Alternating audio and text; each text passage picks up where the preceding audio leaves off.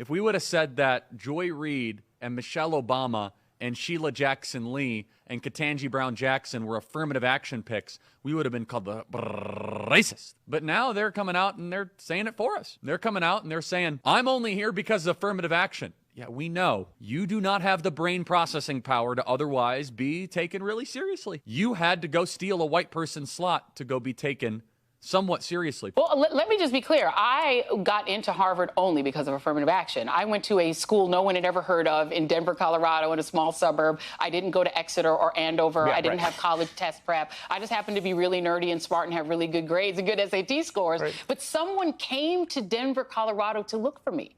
A Harvard recruiter flew to Denver, and I met up with her at the Village Inn restaurant and did a pre-interview to get to pull me into Harvard. I was pulled in, and the schools like Harvard and Yale that I got into affirmatively. Yes. And it was literally not saying we're going to take an unqualified person and put them in Harvard. We're going to take a very qualified person who we would never know existed and put them in Harvard. That's how I got there. That's how Ketanji got there. That's how Justice Jackson, I should say. Justice Jackson got there. It's how Clarence Thomas got there.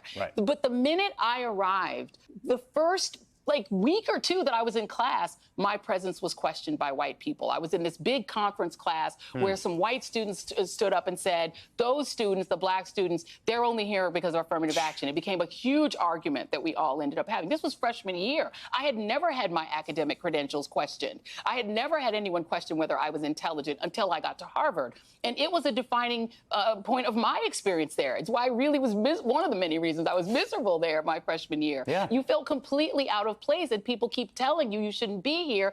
And yet, some of the people I went to school with were far less smart than me or the other black folk there. They got in because their daddy and their granddaddy. I went to school with somebody whose name was on one of the buildings. You're going to school with people whose names are on the buildings, who are third and fourth generation legacies, whose parents pumped money into Harvard to get them in.